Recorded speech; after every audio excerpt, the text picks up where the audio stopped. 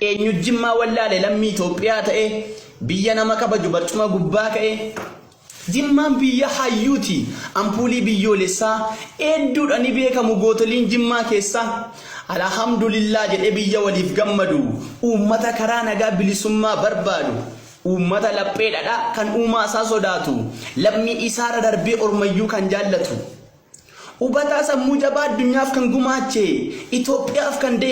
goota diina maraache waa'een Jimmaa abbaa Jifaariif sameen goolabamu irraan deebi'a malee ni beektu namni kamuu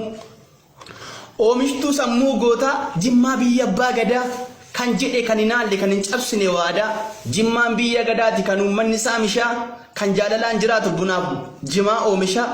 nan beeka ya Jimmaa koo garaan keessan tokkodha orma dasiniru Itoophiyaa martiyyuu baay'ee isaa gammadanii baguma nuuf deessan isiniin jechaa jiru